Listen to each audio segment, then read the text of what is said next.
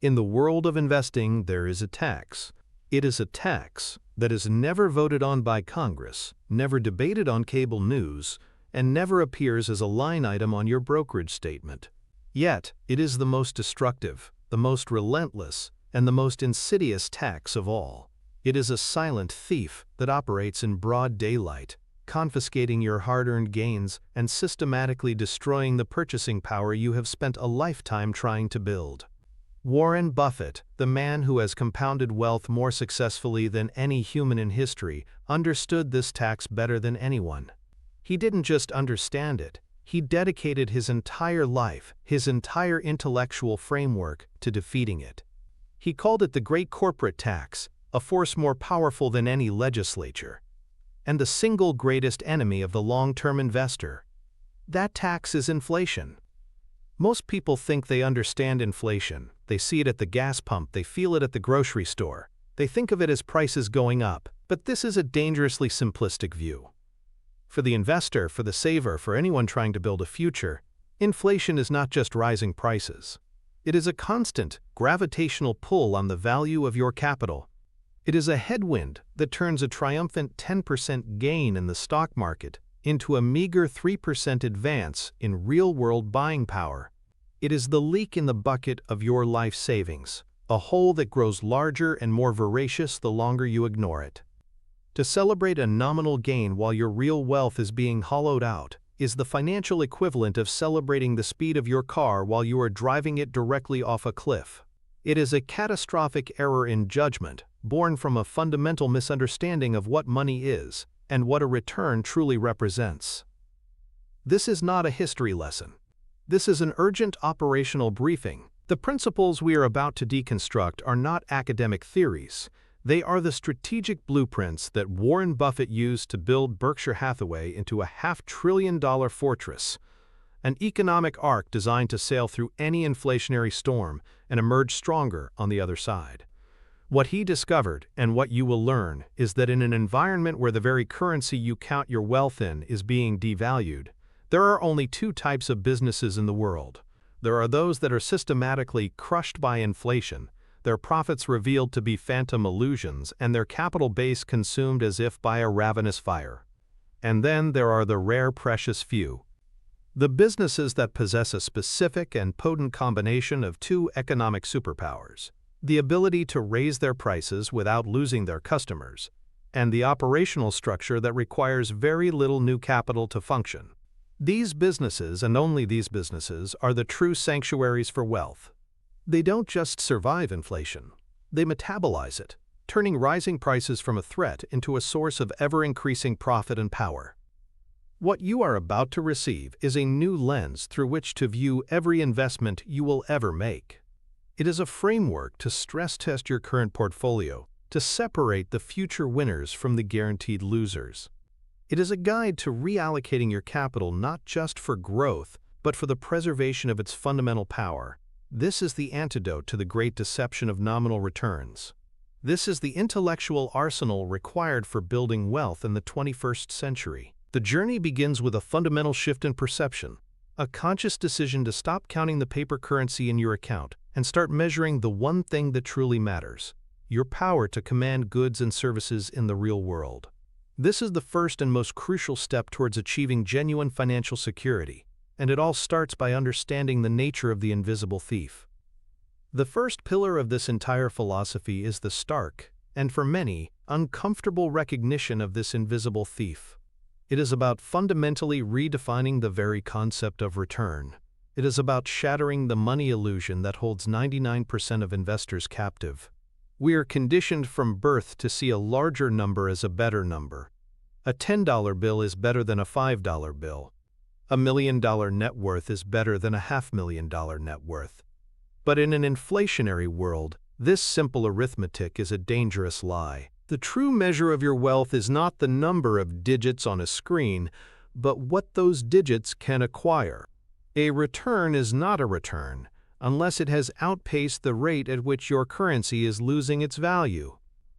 To grasp this is to take the first step out of the financial dark ages and into the light of rational analysis. And for Warren Buffett, this awakening did not come from a textbook. It came from living through one of the most economically turbulent periods in American history, the Great Stagflation of the 1970s. The story of Buffett's public declaration of war against inflation begins in 1977. The United States was trapped in a decade-long economic nightmare. The oil shocks had sent energy prices soaring, unemployment was stubbornly high, and inflation, the silent monster, was running rampant, at times exceeding 12% per year. The stock market had been a brutal place to be. From its peak in 1968 to its trough in 1974, the Dow Jones Industrial Average had lost nearly half its value. But the nominal loss was only half the story. When adjusted for the high inflation of the period, the real loss in purchasing power was a staggering 75%. Investors were wiped out. The conventional wisdom that stocks were a great long-term hedge against inflation had been shattered. Confusion and fear reigned. It was in this climate of despair that Fortune magazine published an article by Buffett titled, with devastating simplicity, "How Inflation Swindles the Equity Investor." It was an intellectual grenade thrown into the heart of Wall Street. In the article, Buffett did not offer platitudes or market forecasts. He did something far more powerful. He did the math. He laid bare the fraudulent accounting that inflation imposes upon corporate America. He explained that a business to its very core is a machine for turning capital into more capital. But what happens when the very yardstick you use to measure that capital, the US dollar, is shrinking? He presented a simple but profound analogy.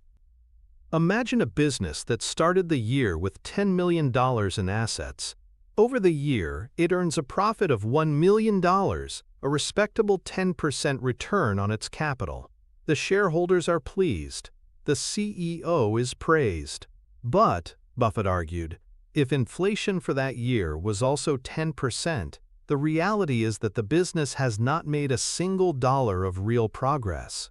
To simply replace its assets, its inventory, its machinery, its buildings, at the end of the year, it would need $11 million, the entirety of its starting capital plus its so-called profit.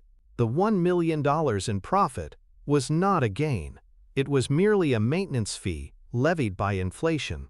It was a phantom. The shareholders were no richer in real terms than they were at the start of the year. In fact, if they had paid taxes on that phantom profit, they were demonstrably poorer. He called this the corporate bond nature of equities. He argued that the return on equity for American businesses as a whole was remarkably stable, hovering around 12% for decades.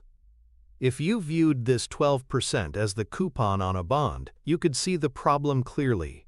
In a zero-inflation world, that 12% coupon is a handsome real return. But if inflation is running at 8%, that coupon provides a real return of only 4%. And if inflation climbs to 12%, the real return on owning American business is zero. Any inflation above that level means that investing in the average business becomes a guaranteed way to lose purchasing power. This was heresy. It directly contradicted the stocks for the long run mantra that was and still is the bedrock of personal finance advice. Buffett showed, with cold, irrefutable logic, that high inflation turns the entire stock market into a giant conveyor belt, running in reverse. You have to run faster and faster just to stay in the same place. The article detailed the specific mechanisms of the swindle. He talked about inventory profits. A company buys a widget for $1 and holds it. Inflation causes the market price of that widget to rise to $2. The company sells it, and its income statement shows a $1 profit. But to stay in business, it must replace that widget in its inventory, and the new cost is now $2. The entire profit was consumed by the act of simply staying in business. He talked about depreciation. A company buys a machine for $1 million with a 10-year lifespan. For accounting purposes, it deducts $100,000 a year in depreciation. But after 10 years, when the machine needs to be replaced, inflation has caused the price of a new machine to soar to $2 million. The $1 million the company set aside through depreciation is only half of what it needs. The other million must come from retained earnings or new debt, capital that shareholders thought was profit, but was, in fact, just another hidden cost of inflation. This relentless erosion of capital, this fraudulent accounting forced upon businesses by a shrinking currency, was the swindle. And Buffett was the first to explain it not to a room of economists but to the ordinary investor, in plain English. The impact was profound. It forced a generation of investors to confront a terrifying reality. The numbers on their financial statements, the very language of business, were lying to them. The first step to winning the game was to realize the game was rigged. The reason this swindle is so effective, the reason so many people fall for it decade after decade, is rooted in a deep and persistent cognitive bias known as the money illusion. This is our brain's fundamental inability to consistently think in real inflation-adjusted terms rather than nominal or face value terms. On a cerebral level, our minds are not wired for a world of fiat currency and central bank policy. For tens of thousands of years, human economic reality was tangible. You had 3 goats or you had 6 goats. You had 10 bushels of wheat or you had 20. More was unambiguously better. Our brains evolved sophisticated circuitry for counting and valuing these physical, discrete objects. The number was the reality. When we invented money, we created a powerful symbol, a stand-in for these real assets. But for most of history, that money was tied to a real asset, like gold or silver. The symbol still had a tangible anchor. In the modern era, however, we live in a world of fiat currency, where money is an abstraction, its value dictated by faith and government policy. Our Stone Age brains have not caught up. When we see our portfolio value go from $100,000 to $110,000, the reward centers of our brain, like the nucleus accumbens, light up. We register a $10,000 gain. The number is bigger. It feels like a win. The subsequent, more complex cognitive step of saying, but wait, the consumer price index rose by 7% this year, so the real value of my portfolio only increased by about $3,000, is a function of the prefrontal cortex. It requires deliberate, analytical effort. It's work. And under most circumstances, the brain, being an energy conservation machine, will default to the easier, more emotionally satisfying conclusion, I made $10,000. This bias is everywhere. An employee who receives a 2% raise when inflation is running at 5% feels cheated. But an employee who receives a 5% raise when inflation is at 8% might feel reasonably content, even though they are in a worse real position. They have fallen victim to the money illusion. The nominal number of their paycheck went up by a satisfying amount. The brain focuses on the symbol, the number, not the underlying purchasing power. Investors do the same. They will celebrate selling a stock for a 50% nominal profit after holding it for 5 years. Even if cumulative inflation over that period was also 50%, meaning their real return was 0. They mistake activity for achievement. This cognitive shortcut, this preference for the simple nominal number over the more complex real value, is the psychological bedrock upon which inflation builds its swindle. It allows the thief to operate in plain sight because its victims are programmed to look at the wrong metric. Overcoming this bias is not natural. It requires a conscious, deliberate rewiring of your financial brain. It requires building a new mental habit, a reflex that forces every financial number you see through an inflation-adjusted filter. So how do you translate this theoretical understanding into a practical, repeatable process? You need a mental model, a blueprint that you can apply to your own financial life to systematically defeat the money illusion. Let's call it the purchasing power parity filter. It's a simple but profound 3-step process to force yourself to see the world as it is, not as the nominal numbers pretend it to be. This isn't just for professional investors. It's a fundamental tool for sound personal finance and wealth protection. Step 1 is to gather your data. Pull up your brokerage statement for the last 12 months. Look for the headline number, the one they put in bold, your total return. Let's say it's a healthy-looking plus 12%. Your brain's immediate reaction is satisfaction. You beat the historical market average. Now, open another tab in your browser and search for the official Consumer Price Index, or CPI, data for your country for that same 12-month period. You will find that the government publishes this data monthly. Let's say for this example, the CPI increased by 7%. This is the official, though often understated, rate at which your currency lost its purchasing power. You now have the two critical inputs, your nominal gain and the rate of currency devaluation. Step 2 is to perform the calculation. The common mistake is to simply subtract the two numbers. 12% minus 7% equals a 5% real return. This is close, but not precisely correct. To be accurate, you need to use a more robust formula that accounts for the compounding effects. The correct formula is real return equals, in parentheses, 1 plus your nominal return, divided by, in parentheses, 1 plus the inflation rate. Then, you subtract 1 from that result. So, in our example, it would be 1.12 divided by 1.07. That gives you approximately 1.0467. Subtract 1 and you get 0.0467. Your real return, the actual increase in your ability to purchase goods and services, was 4.67%. That number, not the 12%, is your reality. It is the only number that matters for your long-term financial planning. Step 3, and this is the most important part, is to make this process a habit. Don't just do it for your stock portfolio. Apply the purchasing power parity filter to every significant financial number in your life. Did you get a 4% raise at work? Run it through the filter. If inflation was 7%, you didn't get a raise. You took a 3% pay cut in real terms. Is the savings account at your bank paying you 1% interest? After inflation, you are losing 6% of your money's value every single year just by leaving it there. Is the value of your home up 5% this year? A fantastic result in a low-inflation world, but a real loss in a high-inflation one.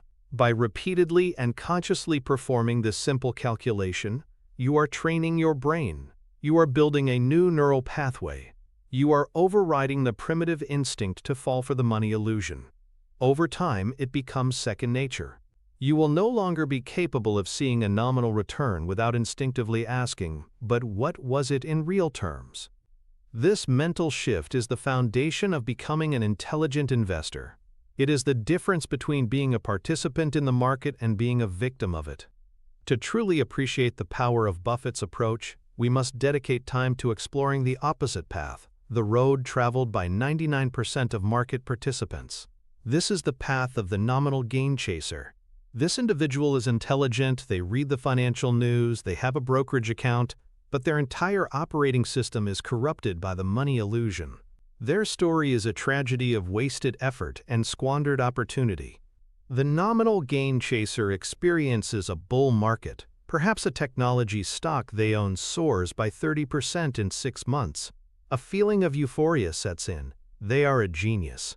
They check their account balance multiple times a day, the growing number a constant source of dopamine. Their friends are impressed. Then, a thought, born of a misunderstanding of risk, enters their mind. I need to lock in these profits. They sell the stock. The 30% gain is now realized. The cash sits in their account. They feel safe. They feel smart. They have taken their winnings off the table. But what have they actually done? They have traded a stake in a potentially productive enterprise for a pile of depreciating currency. The cash in their account is now fully exposed, with no defense, to the ravages of inflation. Every day it sits there, it buys a little bit less. Meanwhile, the world moves on. The prices of other assets, other stocks, real estate, commodities, continue to rise, pushed upward by the very inflationary tide they are trying to hide from. After a year, they decide it's time to get back into the market, but they discover that the prices of all the assets they want to buy are now 20% higher than when they sold. Their locked-in profit has evaporated. They have been running on a financial hamster wheel, mistaking the frantic motion of trading for forward progress. The core mistake of the nominal gain chaser is viewing cash as a safe haven. In a deflationary world, cash is king. In an inflationary world, cash is trash. It is a guaranteed loser. Holding it for any extended period is an act of financial self-harm. The path of the 99% is paved with these smart decisions that lead to poor outcomes. They sell their winners too early to lock in nominal gains and hold their losers too long, hoping to get back to even in nominal terms, all while inflation erodes the value of their entire enterprise. They are focused on the scoreboard, constantly checking the price, instead of focusing on the playing field, the underlying economic reality of the businesses they own. Buffett's genius was to invert this entirely. He understood that the only true safety is in owning a piece of a business that can grow its earning power faster than the currency is depreciating. The asset itself is the haven, not the cash you get from selling it. Ignoring this principle is a slow-motion catastrophe, a portfolio bleeding out from 1,000 tiny cuts, all while the owner celebrates the superficial victories of nominal gains. This failure in portfolio management is a direct result of the psychological flaw of the money illusion. The final piece of this first pillar is to understand how this abstract concept manifests directly in the financial statements of a company. How does inflation's swindle appear in the cold, hard numbers of a balance sheet or an income statement? The key is to look for what Buffett called phantom profits. These are reported earnings that appear real on paper but are not, in fact, available to be distributed to shareholders or reinvested for growth. They are an accounting mirage. Let's return to the two primary culprits: inventory and depreciation. Consider a company that uses the FIFO, or first in, first out, method of accounting for its inventory. This is a common and perfectly legal practice. It means that the company assumes the first goods it purchased are the first ones it sells. Now imagine this company sells furniture. In January, it buys a batch of chairs for $100 each. In June, due to rising lumber and labor costs, it buys another batch of identical chairs, but this time they cost $120 each. In August, a customer buys a chair. Under FIFO, the company assumes it sold one of the chairs from the January batch. The cost of goods sold, or COGS, recorded on the income statement is $100. If they sell the chair for $150, the income statement shows a handsome $50 gross profit. Wall Street is pleased. But what is the economic reality?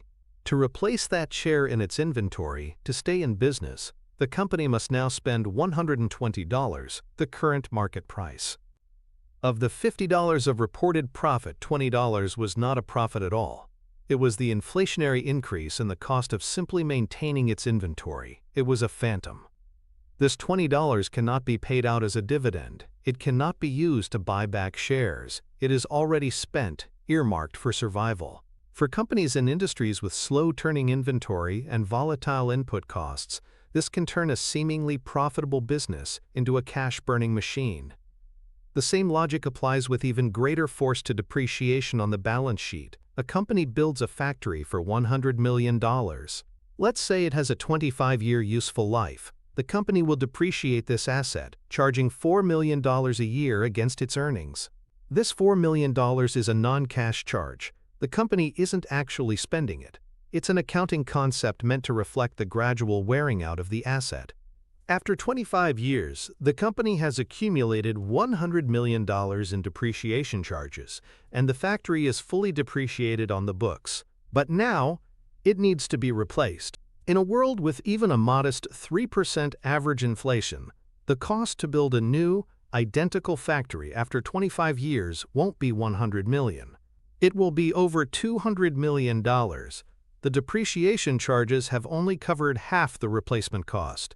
The other $100 million must come from the profits the company has supposedly been earning all along. Again, a huge portion of those past profits were phantoms. They were not true owner earnings, as Buffett would say. They were simply the unrecorded inflationary cost of staying in business. An intelligent investor learns to scrutinize a company's financial statements with this reality in mind. They look at capital expenditures relative to depreciation. If a company is consistently spending far more on CapEx than it is depreciating, it's a giant red flag that inflation is eating the business from the inside out. This deep understanding of the connection between macroeconomic forces and accounting details is a hallmark of superior value investing. Once an investor has fully absorbed the reality of inflation as a relentless tax, the next logical question is, how do you build a defense? What does a financial fortress look like in a world of devaluing currency? This brings us to the second great pillar of Buffett's strategy, the first and most critical component of an inflation-proof business, the superpower of pricing power. Pricing power is, quite simply, the ability of a business to raise its prices to offset rising costs without losing a significant number of customers to its competitors. It sounds simple, but it is an exceedingly rare and incredibly valuable economic characteristic. A business with true pricing power can pass on the tax of inflation directly to its customers, protecting its own profit margins. A business without it is forced to absorb those rising costs, and its margins are squeezed, sometimes to the point of extinction. For Buffett, identifying this single trait became a central obsession, the determining factor in whether a business was a worthy candidate for long-term investment or a future casualty of macroeconomic forces. The quintessential story of pricing power in the Buffett universe is the tale of a small, family-owned chocolate company from California, See's Candies. Berkshire Hathaway, along with its partner Blue Chip Stamps, acquired See's in 1972 for $25 million. At the time, it was not an obvious Buffett investment. It was a small, regional player in a competitive industry. It owned its storefronts, which meant it was asset-heavy. On the surface, it looked like a perfectly decent but unremarkable business. But Buffett and his partner Charlie Munger saw something that the spreadsheets couldn't capture. They saw an economic moat built not of patents or regulations, but of pure, unadulterated customer love. See's Candies had been a California institution since 1921. For generations, its black and white boxes were a staple of holidays, birthdays, and special occasions. The brand was deeply intertwined with the happy memories of its customers. As Charlie Munger would later describe it, the brand had been imprinted on their brains. When a customer walked by a See's store, he said, the serotonin would just flow. They weren't just buying chocolate, they were buying nostalgia, tradition, and a feeling of comfort and quality. This deep emotional connection gave See's a pricing power that was almost absolute. Their raw material costs, sugar, cocoa, nuts, dairy, were subject to inflationary pressures like any other business. But Buffett and Munger realized that their customers' loyalty was not based on price. A customer buying a 1-pound box of chocolates as a Valentine's Day gift for their sweetheart was not going to risk disappointment by switching to a cheaper, unknown brand to save $1 or $2. The emotional risk was far too high. This insight proved to be a goldmine. After acquiring the company, Buffett and Munger began to test this pricing power. Every year, on December 26th, they would implement a price increase. And every year, the customers grumbled a little, and then they paid it. Sales continued to grow. The profit margins, instead of being squeezed by inflation, actually expanded. The business, which they bought for $25 million, required only a few million in additional capital investment over the subsequent decades. Yet, it proceeded to generate, cumulatively, over $2 billion in pre-tax earnings for Berkshire Hathaway, almost all of which could be extracted from the business and redeployed into other investments. It became, in Buffett's words, the prototype of a dream business. See's Candies taught Buffett a crucial lesson. The most valuable asset a company can have is not a factory or a patent, but a space in the customer's mind. A business that is loved, that is trusted, that is a part of its customer's identity, can raise its prices right alongside inflation, and often even faster. It possesses a shield that makes it nearly impervious to the corrosive effects of a devaluing currency. This experience shaped Berkshire's entire acquisition strategy, shifting its focus toward brands with intangible but immensely powerful pricing power, like Coca-Cola, American Express, and Apple. The immense power of a brand like See's Candies operates on a deep psychological level, exploiting a pair of potent cognitive biases: brand imprinting and emotional switching costs. Brand imprinting is the process by which a product or company becomes deeply embedded in our long-term memory, often associated with powerful positive emotions and experiences, typically during our formative years. For many on the West Coast, See's Candies was not something they discovered as adults through a rational evaluation of competing chocolate brands. It was the treat their grandmother gave them, the box on the table at every family Christmas, the gift they gave for their first high school dance. These repeated, emotionally charged experiences create a powerful, non-conscious preference. The brand ceases to be a mere product and becomes part of the consumer's personal history, their identity. This deep imprinting creates what we can call emotional switching costs. In traditional economics, switching costs are tangible, things like the financial penalty for breaking a cell phone contract, or the hassle of moving all your data to a new software platform. But emotional switching costs are far more powerful. For the loyal See's customer, contemplating a switch to a generic drugstore brand of chocolate for a holiday gift isn't a simple calculation of price versus quality. It feels like a betrayal of tradition. It feels cheap, not just in price but in sentiment. The act of purchasing the cheaper brand would induce feelings of guilt or inadequacy, a sense that they are not properly honoring the occasion or the recipient. The cost of switching is not monetary, it is the negative emotional experience they would have to endure. Therefore, when See's raises its price from, say, $22 a pound to $24, the customer is not thinking, "Is this chocolate worth an extra $2? They're thinking, "Is it worth feeling bad on Valentine's Day to save $2? For the vast majority of people, the answer is a resounding no. This psychological lock-in is the true source of pricing power. It makes the demand for the product highly inelastic, meaning that changes in price have a relatively small effect on the quantity demanded. This is the holy grail for a business. Companies like Apple understand this intimately. An iPhone user could switch to a technically comparable Android device for half the price, but doing so would involve leaving the familiar ecosystem, losing their blue message bubbles, and signaling a change in their social identity.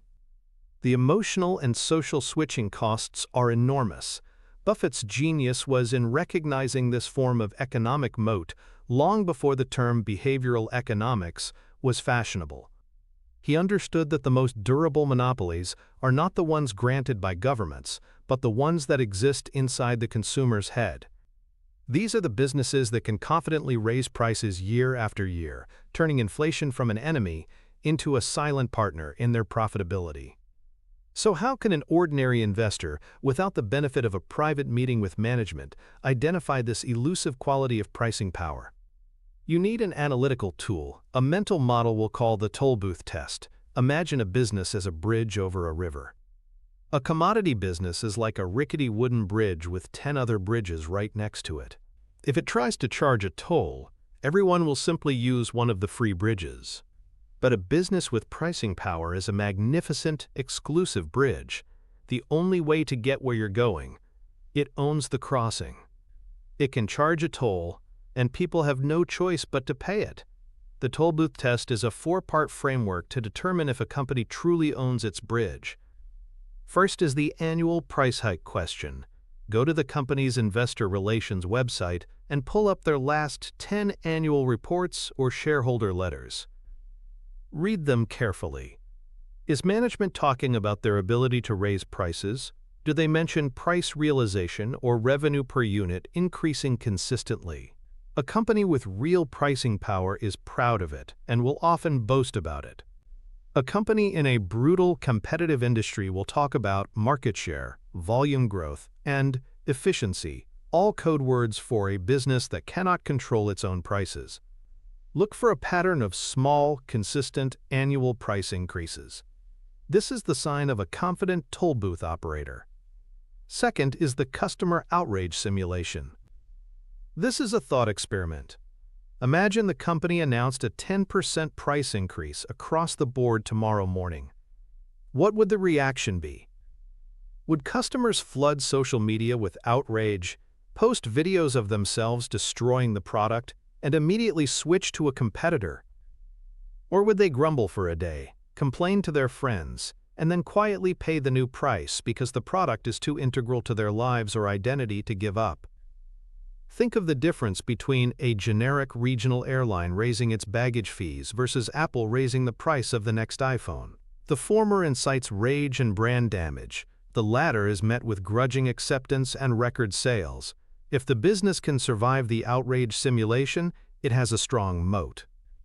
Third is the gross margin analysis. This is where you look at the hard data. The gross margin, calculated as revenue minus the cost of goods sold, all divided by revenue, is the purest expression of a company's pricing power.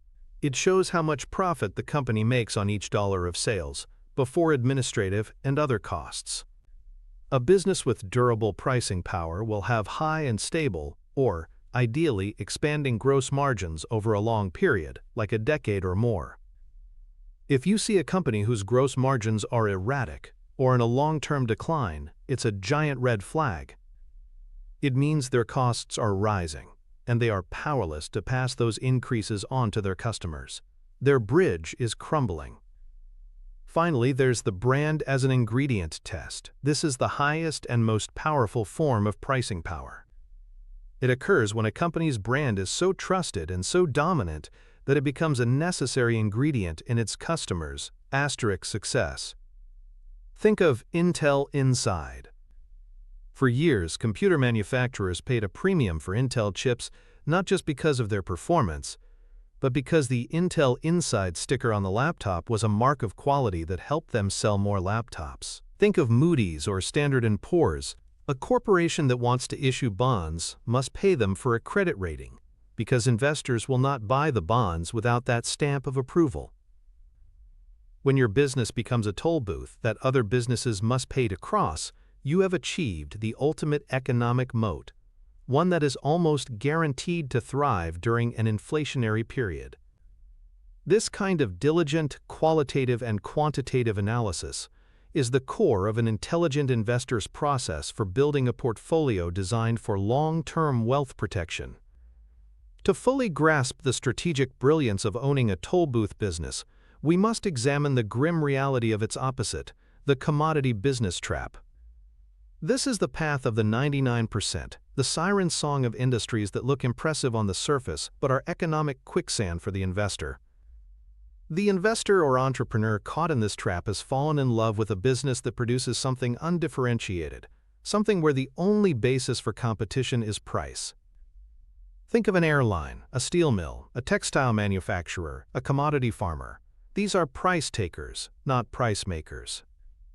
Their fate is dictated by the merciless forces of supply and demand, over which they have zero control.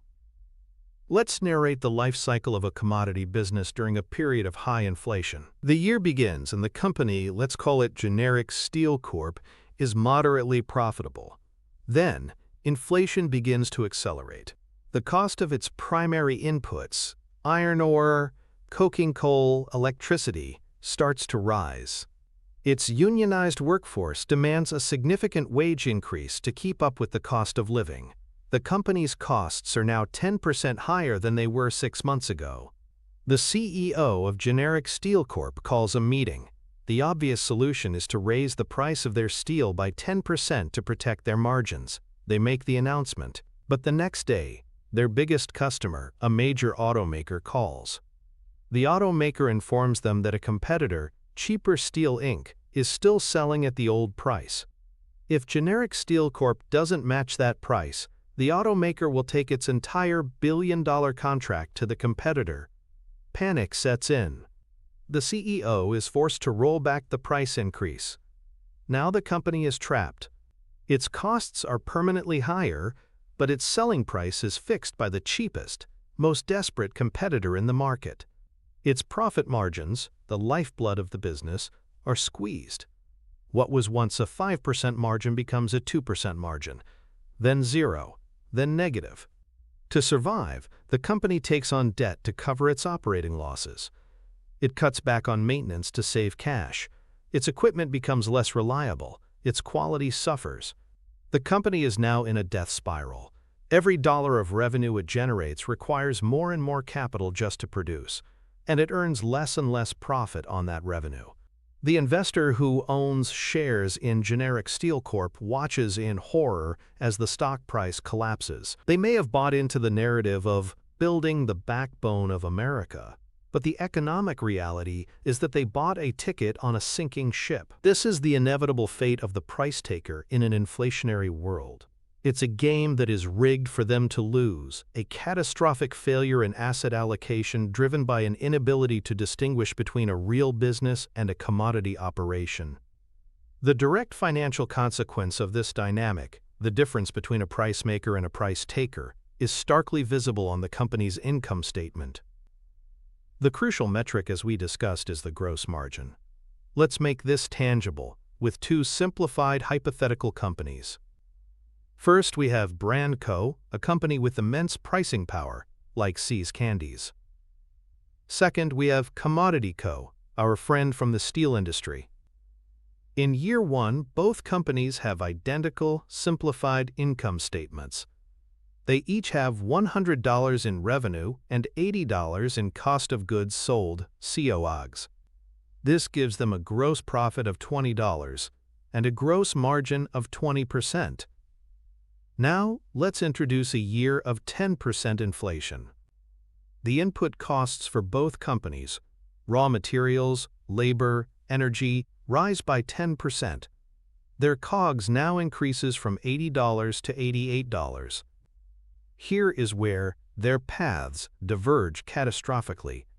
Brand Co., with its loyal customers and psychological lock-in, decides to raise its prices by 12%. More than enough to cover the cost increase and even expand its margin. Its revenue grows from $100 to $112. Its new gross profit is $112 in revenue minus $88 in COGS, which equals $24. Its new gross margin is $24 divided by $112, which is 21.4%.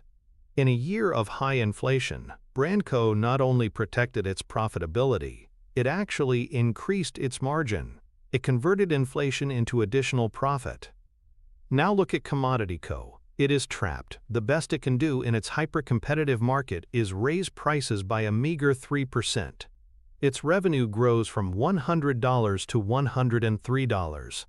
Its new gross profit is $103 in revenue minus its new higher COGS of $88. That equals a profit of just $15. Its new gross margin is $15 divided by $103, which is 14.5%. In a single year, its margin has been crushed, falling from 20% to under 15%. The same macroeconomic force, inflation, had a polar opposite effect on the two businesses. For Brand Co., it was a tailwind. For Commodity Co., it was a hurricane. This simple arithmetic is the engine of value creation and destruction in an inflationary era. Understanding how to read an income statement through this lens is a non-negotiable skill for anyone serious about portfolio management and building lasting wealth. Having a powerful shield like pricing power is only half the battle. A fortress needs more than just strong walls. It needs to be efficient, self-sustaining, and not a constant drain on its owner's resources. This brings us to the third pillar of the Buffett framework, the second great fortress of an inflation-proof business, the low capital intensity moat. This is a business that does not require a constant, massive infusion of new capital just to maintain its competitive position and grow. It's a business that gushes cash rather than consumes it. During a period of inflation, this characteristic becomes exponentially more valuable. While other companies are forced to plow every dollar of their phantom profits back into their business just to replace their aging assets at ever higher prices, the low capital intensity business is able to convert its revenue into true, spendable owner earnings. This distinction is the secret ingredient that separates the good businesses from the truly great world-class investments. Buffett's education on this crucial topic was forged in the newspaper industry. In 1977, the same year he wrote his seminal article on inflation, Berkshire Hathaway completed its acquisition of the Buffalo Evening News. To the modern observer, buying a newspaper seems like a terrible business decision. But in the pre-internet era, a dominant local newspaper was one of the greatest business models ever created, and its greatness stemmed directly from its low capital intensity. Think about the economics. A newspaper had to make a significant upfront investment to buy printing presses. But once those presses were in place, the ongoing capital requirements were remarkably low. The primary costs were newsprint, ink, and the salaries of journalists and staff. These are operating expenses, not capital expenditures. The massive, expensive capital base, the presses, did not need to be replaced or upgraded every year. Now consider what happens when inflation hits. The newspaper's costs, paper, ink, wages, go up. But a dominant local newspaper in a one-paper town had immense pricing power. It could raise its two main sources of revenue, the cover price for readers and, more importantly, the advertising rates for local businesses, to more than offset its rising costs. Local businesses had no other effective way to reach the entire community. They had to pay the toll. So revenue soared. But here's the magic. The capital base of the business, the printing press bought years ago for, say, $10 million, did not need to be replaced at an inflated cost.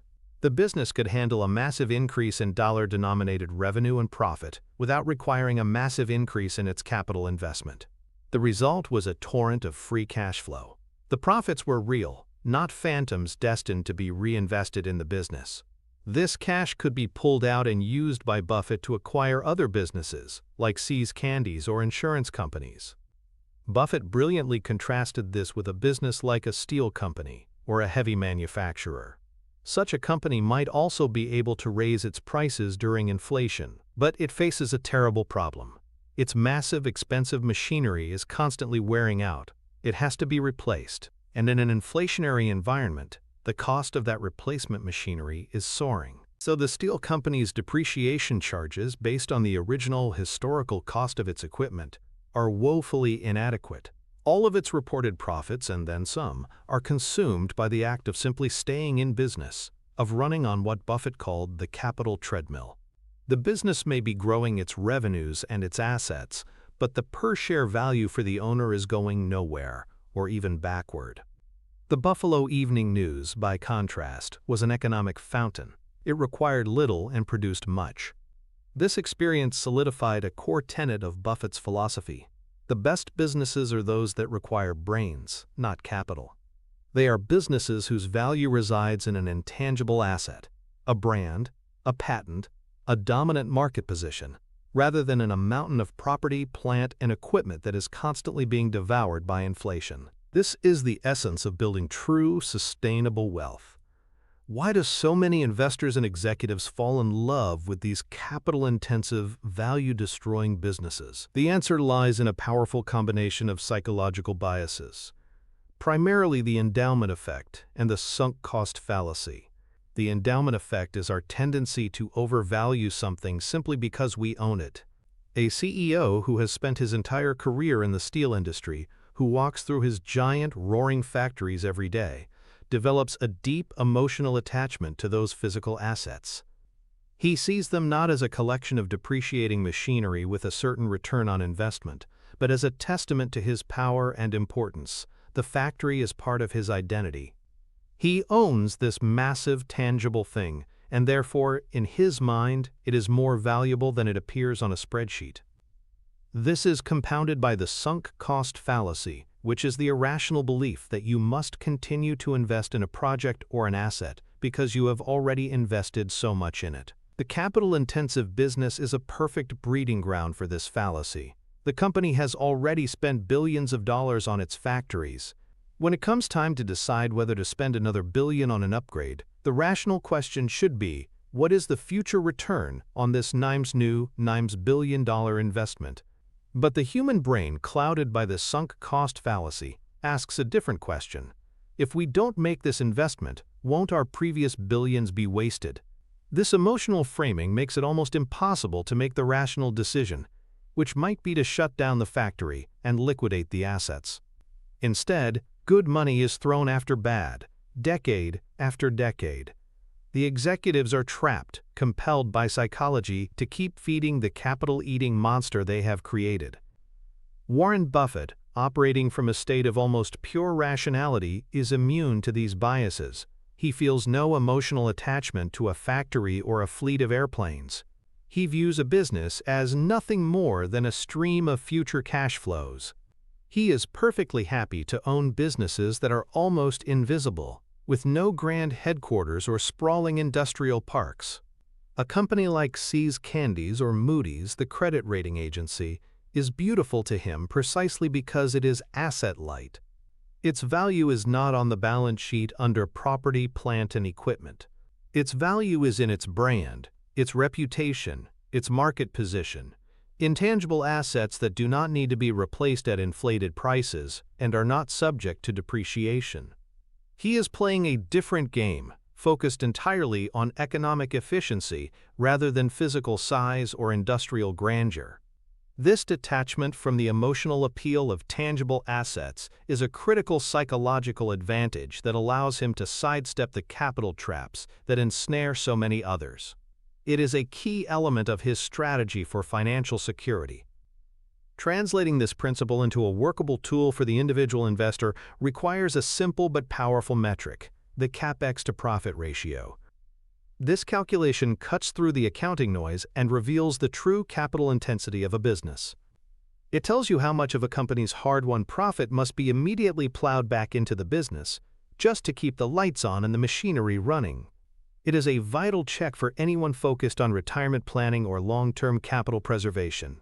Here's how you calculate it, step by step. First, you need to find the company's financial statements. These are freely available on websites like Yahoo Finance, Google Finance, or the company's own investor relations page. You are looking for two specific documents, the income statement and the statement of cash flows. Second, on the income statement, find the net income line. This is the company's bottom line profit according to accounting rules. Sum up the net income for the last 5 or, even better, 10 years. A longer period smooths out any single-year anomalies. Let's say a company has earned a total of $10 billion in net income over the past decade. Third, go to the statement of cash flows. In the Cash from Investing Activities section, you will find a line item called Capital Expenditures, or Purchase of Property, Plant, and Equipment. This is the actual cash the company spent on maintaining and upgrading its physical asset base. It is the real-world cost of staying in business. Sum up the capital expenditures, or CapEx, for the same 10-year period. Let's say our company has spent a total of $5 billion on CapEx over that time. Fourth, calculate the ratio, total CapEx divided by total net income. In our example, that would be $5 billion divided by $10 billion, which equals 50%. This number is incredibly revealing. It tells you that for every dollar of profit the company has reported over the past decade, 50 cents had to be immediately reinvested back into the business. Only half of the profit was free to be used for other things, like paying dividends, buying back stock, or acquiring other companies. Now you need a benchmark. A truly wonderful asset-light business, a software company like Microsoft or a franchise operator like McDonald's, might have a CapEx to profit ratio below 25%. These are the cash gushers. A solid, decent business might be in the 25 to 50% range. But when you start to see companies with a ratio consistently above 50%, and especially approaching 100%, you have found a capital treadmill. An airline, a semiconductor manufacturer, or a heavy industrial company will often fall into this category. These are businesses that are constantly running to stand still. For the long-term investor seeking financial freedom, avoiding these capital furnaces and focusing on the asset-light cash producers is a critical strategic discipline.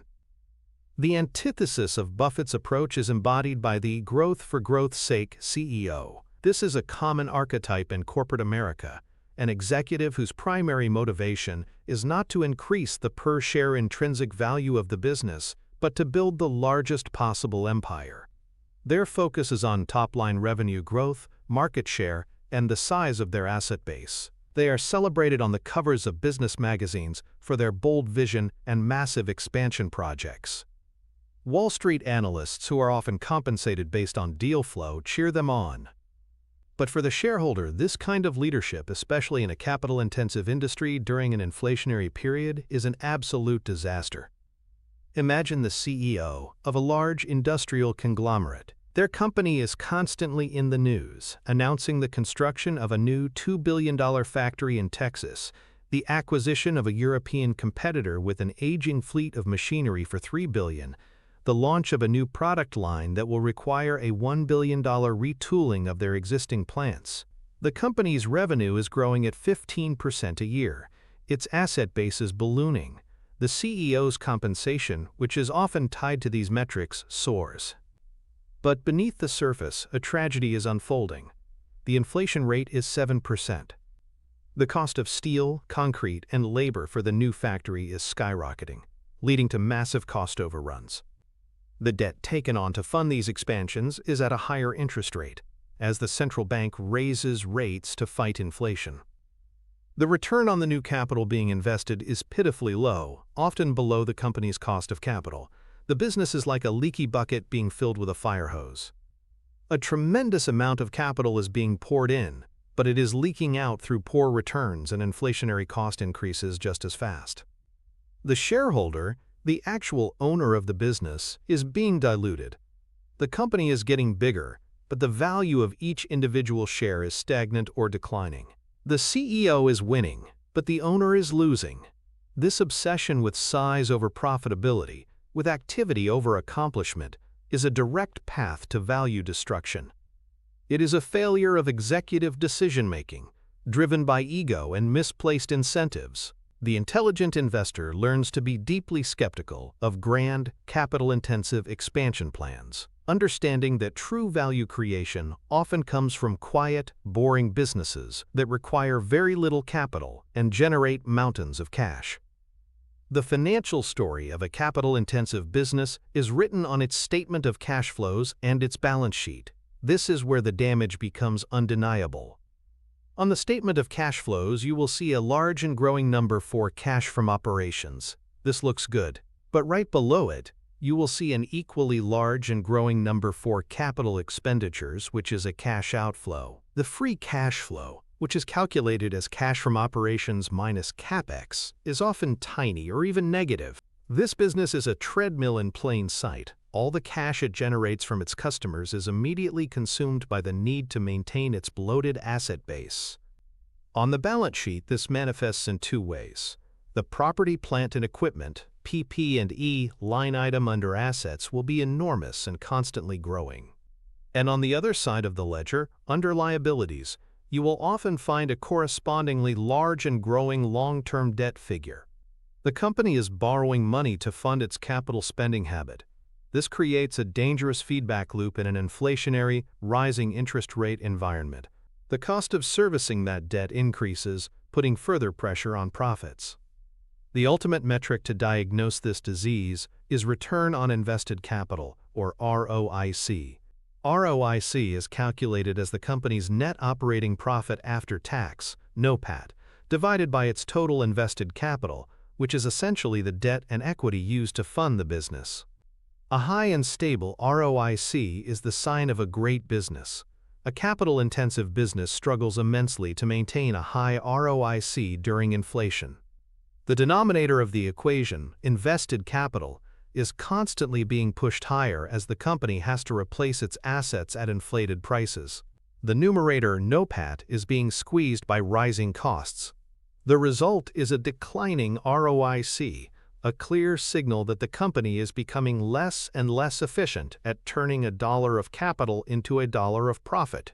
This is the mathematical signature of a business that is losing the war against inflation, destroying shareholder capital, even as its CEO announces another record-breaking year for revenue. With this framework in place, we can now turn our attention to the specific types of businesses that are most vulnerable to the ravages of inflation. This is the fourth pillar, identifying the inflationary graveyard. the sectors and industries that are structurally disadvantaged and almost destined to fail when the currency devalues. By learning to recognize the warning signs, investors can avoid these capital traps and protect their portfolios from predictable and catastrophic losses. This is not about market timing. It is about understanding timeless economic principles. And for Warren Buffett, his most profound and painful lesson in this area came from his first major investment failure, the very company he would transform, the original Berkshire Hathaway textile mill. The story of Buffett's painful education in the textile industry is the origin story of his entire investment philosophy. In the early 1960s, Buffett began buying shares in Berkshire Hathaway, a struggling textile manufacturer in New Bedford, Massachusetts. He was initially attracted by its cheap price. The stock was trading for less than the company's working capital, a classic cigar butt investment, as his mentor Benjamin Graham would call it. By 1965, he had taken control of the company. He soon discovered he had purchased a ticket into a special kind of economic hell. The American textile industry was a brutal, commodity-based business. The fabric Berkshire produced was largely undifferentiated from its competitors. Its customers, mostly large apparel companies, bought purely on price.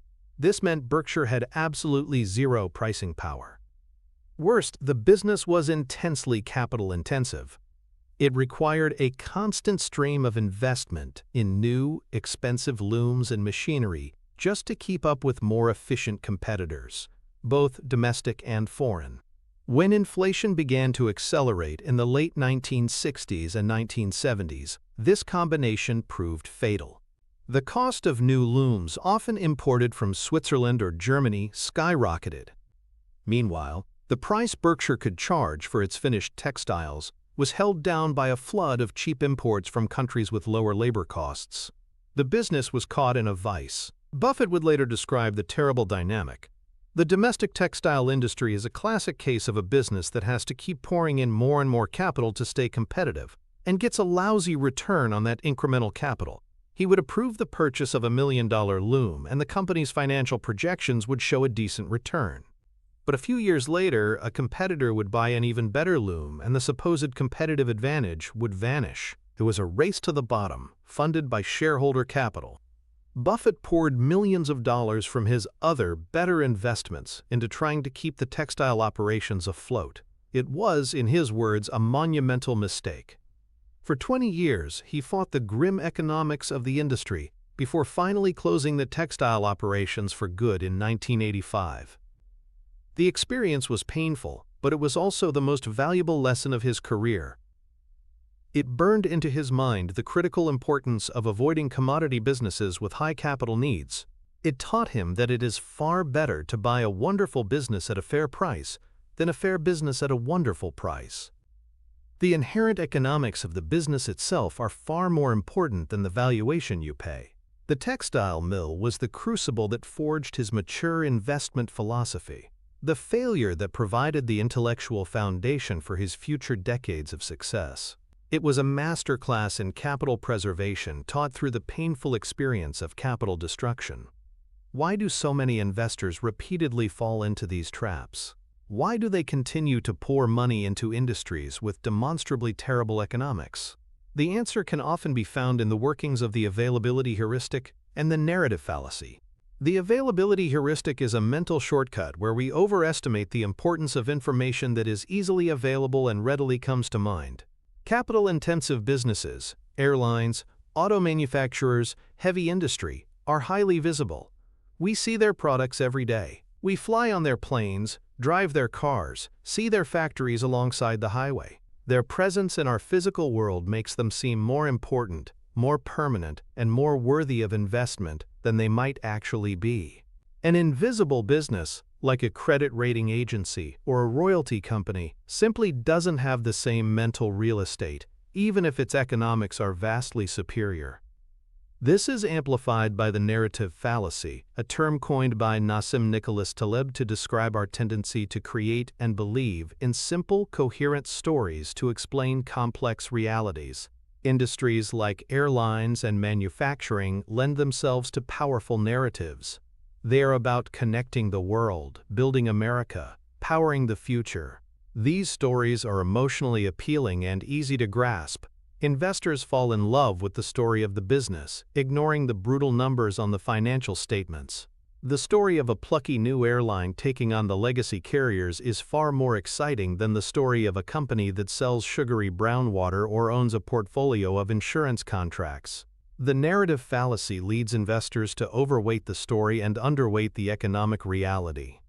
Buffett's strength is his ability to completely ignore the narrative. He is a pure economic rationalist. He doesn't care if a business is boring or glamorous. He only cares if it has a durable competitive advantage, pricing power, and low capital needs. This immunity to the seductive power of stories is a key reason why he has avoided the inflationary graveyards that have claimed the capital of so many other investors. To help the audience avoid these graveyards, we can create a practical checklist, an inflationary stress test, to run on any current or potential investment in a portfolio. This is not about predicting the future, but about assessing a business's structural resilience to the pressures of inflation. It's a crucial tool for risk management and proper asset allocation. First is the price control test. Is this business in a sector where its prices are regulated or heavily influenced by a government body? The classic example is a public utility. A power company cannot simply raise electricity rates when the price of natural gas soars. It must go before a state public utility commission and plead its case. This process is slow, bureaucratic, and politically charged. The regulators are often more concerned with protecting consumers from high prices than with ensuring the utility earns a fair return on its capital. As a result, the utility's price increases will always lag behind its cost increases during a period of high inflation. Their margins are guaranteed to be squeezed. Any business subject to government price controls is structurally designed to fail this test. Second is the labor intensity test. Go to the company's financial reports and determine what percentage of its revenue is consumed by labor costs. A business where labor is a very high percentage of expenses, like a restaurant chain or a consulting firm, is highly vulnerable in an inflationary environment, which is often accompanied by a tight labor market and rising wage demands. While some of these costs can be passed on, intense competition often limits their ability to do so fully. A business like a software company or a pipeline operator, with very low labor costs relative to its revenue, is far more insulated from wage inflation. Third is the capital cycle test. This question asks, how often does the company have to replace its core income-producing assets? An airline is a perfect example of a business with a terrible capital cycle. A commercial jet costs hundreds of millions of dollars and needs to be replaced every 20 to 30 years. The airline must constantly be setting aside huge sums of capital to fund its future fleet, and those funds are being eroded by inflation. Contrast this with a company that owns a portfolio of royalty rights on a successful drug or piece of music. The core asset is an intangible right that never wears out and never needs to be replaced. The capital cycle is essentially infinite.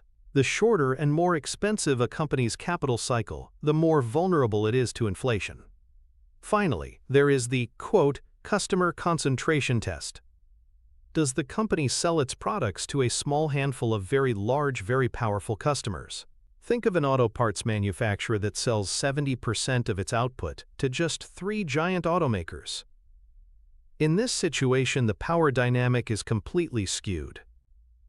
When the parts company tries to pass on its rising steel and labor costs, the automaker can simply say no. They can threaten to take their business to a competitor, effectively dictating the terms. A business with a highly concentrated customer base has negative pricing power. It is a price taker in the extreme. A business that sells a low-cost item to millions of individual consumers like Coca-Cola has the opposite, a highly diffuse customer base with no negotiating power. Running your portfolio through this 4-part stress test will quickly reveal the hidden vulnerabilities and highlight the businesses that are built to last.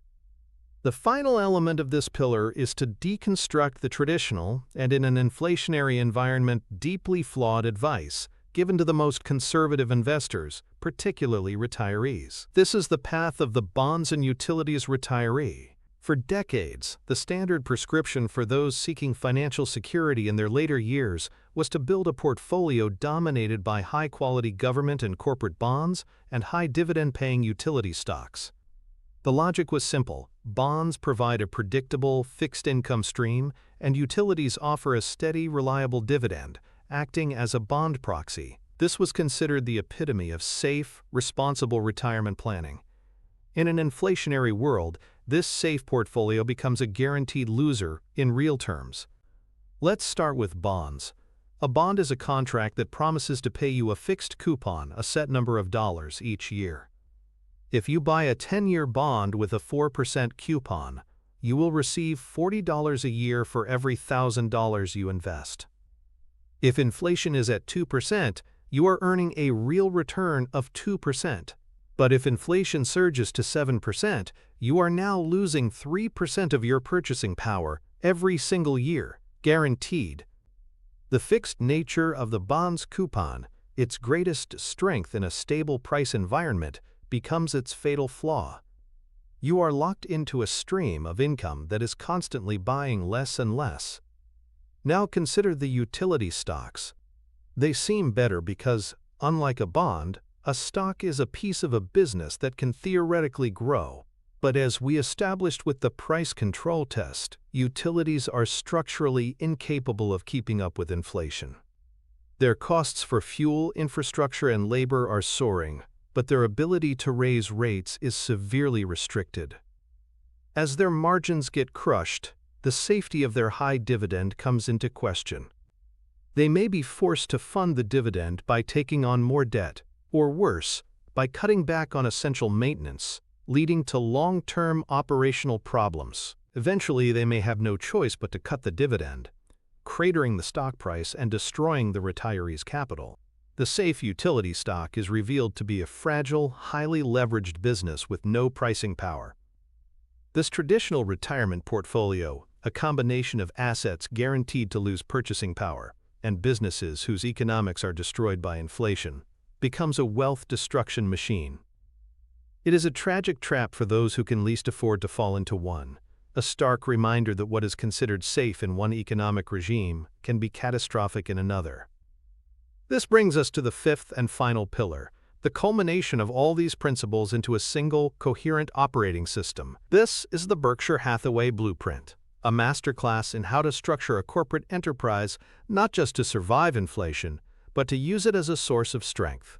By examining the architecture of Berkshire, we can see how the concepts of pricing power, low capital intensity, and the avoidance of inflationary graveyards are woven together into a self-perpetuating machine for capital preservation and long-term growth. At the very heart of this machine is a unique and powerful engine, insurance float. The story of Berkshire Hathaway's transformation from a dying textile mill into the world's most successful investment vehicle begins in 1967 with the acquisition of two small insurance companies in Omaha, National Indemnity Company and National Fire and Marine Insurance Company. On the surface, this seemed like a strange move. But Buffett, with his unique second-level thinking, saw something in the mundane business of insurance that no one else did. He saw a source of free, long-term capital. He saw float. Here's how the insurance business model works and why it is an anti-inflationary masterpiece. An insurance company collects premiums from its customers today, in the present. In exchange, it promises to pay out any valid claims those customers might have in the future. The key is the time lag between collecting the premiums and paying the claims. The massive pool of premiums that the company has collected but has not yet paid out is the float. An insurance company gets to hold this float and, critically, invest it for its own benefit. For most insurance companies, the hope is that they can earn enough on their investments to offset any underwriting losses they might incur, that is, paying out more in claims and expenses than they collect in premiums. Buffett saw two levels of genius in this. First, if you could run your insurance operations at a break-even or even a small profit, what's known as having a combined ratio under 100, then your float was better than free money. It was money you were actually being paid to hold. For much of its history, Berkshire's insurance operations have achieved this, meaning their cost of capital has been negative. But the second, and for our purposes, more important insight, was how this model interacts with inflation. An insurance company collects premiums in today's valuable dollars. It will pay the corresponding claims months, years, or even decades later in dollars that have been devalued by inflation. Meanwhile, the float itself can be invested. And what did Buffett invest that float in? He invested it in businesses that were themselves protected from inflation. Businesses with pricing power and low capital needs, like See's Candies and Coca-Cola. This created a perfect virtuous cycle. The insurance operations generate an ever-increasing amount of long-term, low-cost capital, the float. This float is then used to buy wonderful, inflation-proof businesses. The profits from these businesses flow back to Berkshire, which can then be used to further bolster the capital base of the insurance companies, allowing them to write even more policies and generate even more float. It is a self-perpetuating capital compounding machine with an inflation-resistant engine at its core. The float from National Indemnity was the rocket fuel that launched Berkshire Hathaway. It provided the permanent capital base that allowed Buffett to move beyond small cigar-butt investments and begin acquiring whole companies, putting his anti-inflationary framework into practice on a grand scale. The entire Berkshire empire is built on this foundation of turning the nature of inflation on its head, using the time value of money and the devaluation of currency as a source of strength, not weakness. The psychological trait that underpins this entire grand strategy is the rarest and most powerful in the world of finance, a profound capacity for delayed gratification, combined with a relentless focus on second-level thinking. Most people, when they look at an insurance company, see a business that pays claims after accidents or disasters.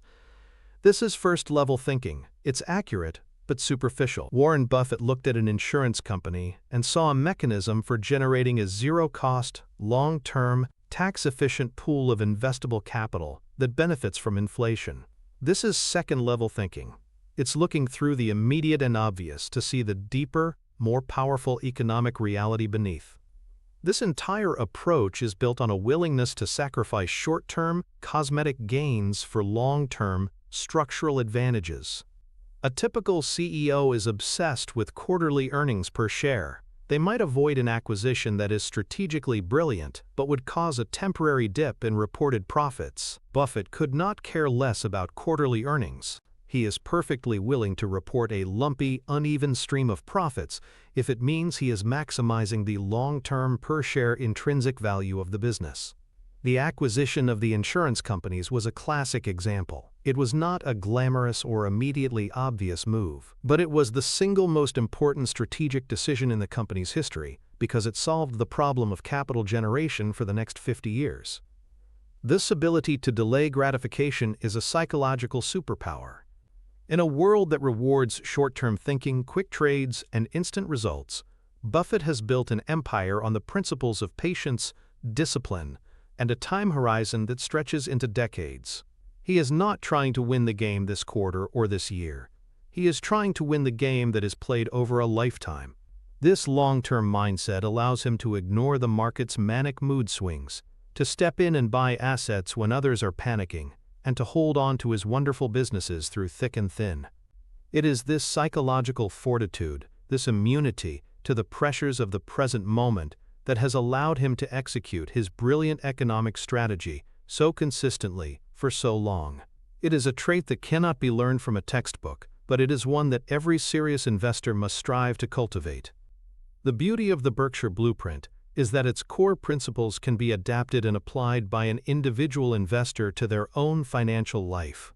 You can construct a personal Berkshire portfolio by following the same logic. This is the practical application, the blueprint for building your own inflation-proof fortress. Step 1 is to identify your engine, your personal source of float. For most people, this is their high-earning career, your salary, your savings, your annual bonus. This is the capital you have to invest. It's the equivalent of Berkshire's insurance premiums. The key is to make this engine as powerful and reliable as possible. through career advancement, developing valuable skills, or building a profitable side business. For others, this engine might be a portfolio of stable, dividend-paying stocks, or a collection of cash-flowing rental properties. Whatever it is, this engine is the source of the capital that will build your fortress.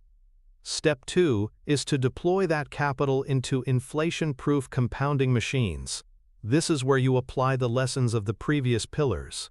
The capital generated by your engine should be invested almost exclusively in assets that possess the two magic traits: pricing power and low capital intensity. This might mean buying individual stocks that pass the toll booth test and the capex to profit ratio test, companies like Apple, Microsoft, Coca-Cola, or Moody's. It could also mean buying a low-cost ETF or mutual fund that specifically focuses on high-quality, high return on capital businesses, deliberately filtering out the commodity players and capital furnaces.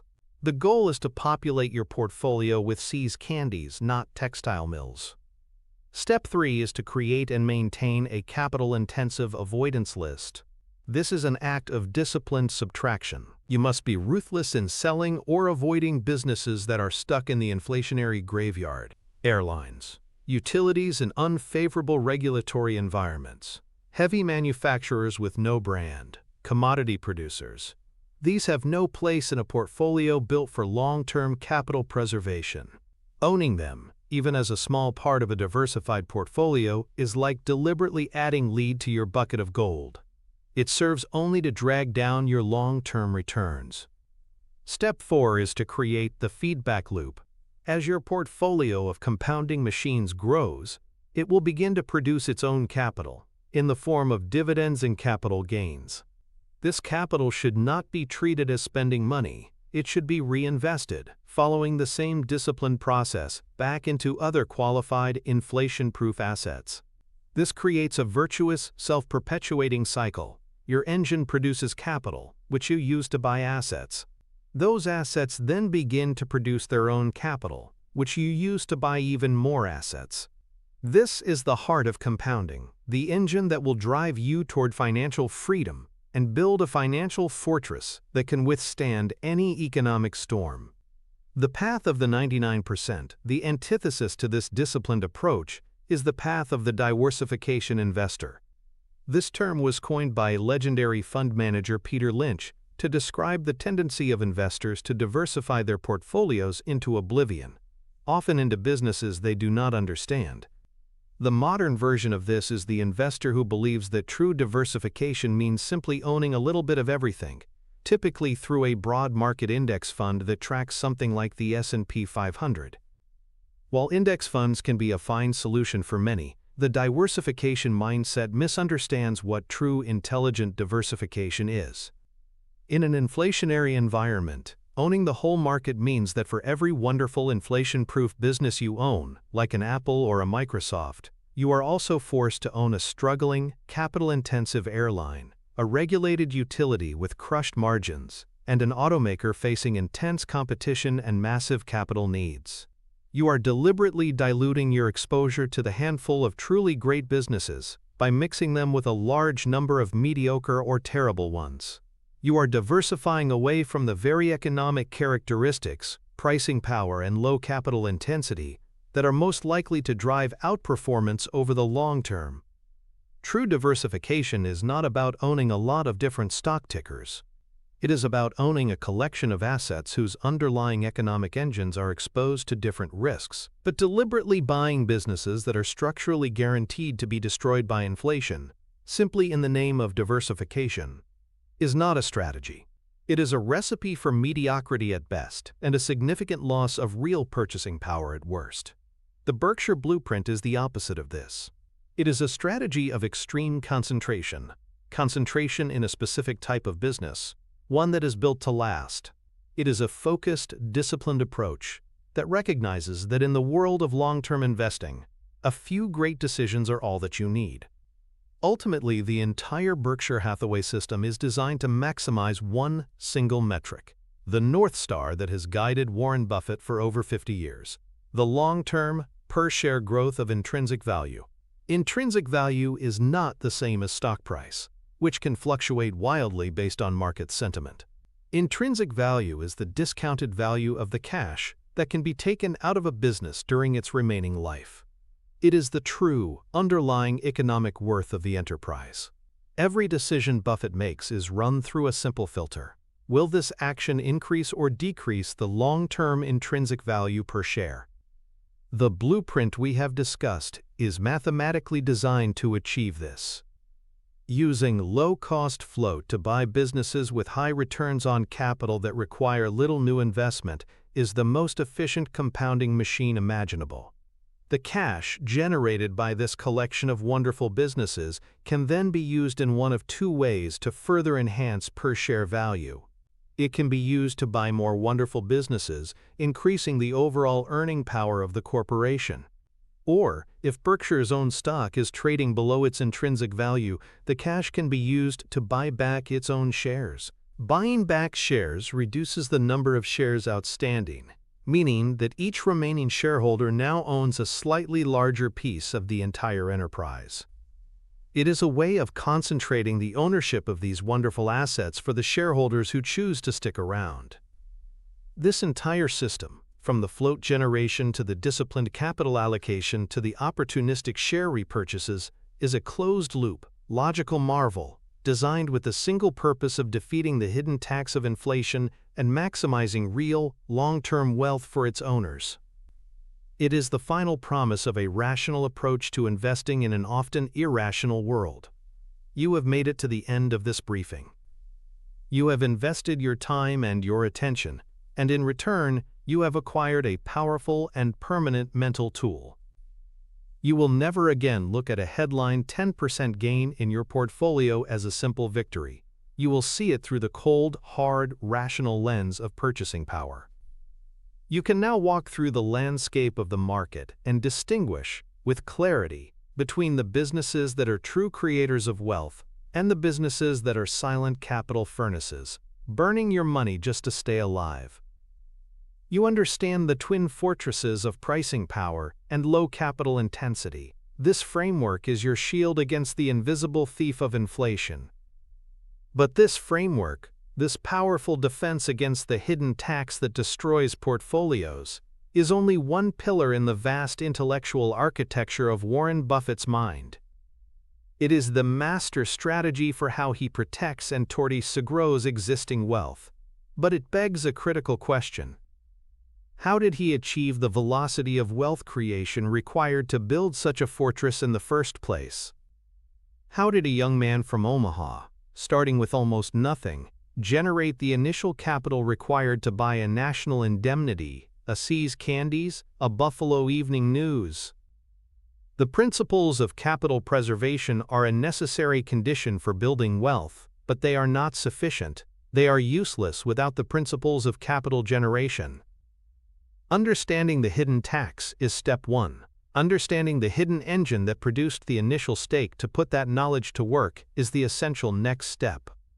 The video that is now appearing on your screen is the missing link.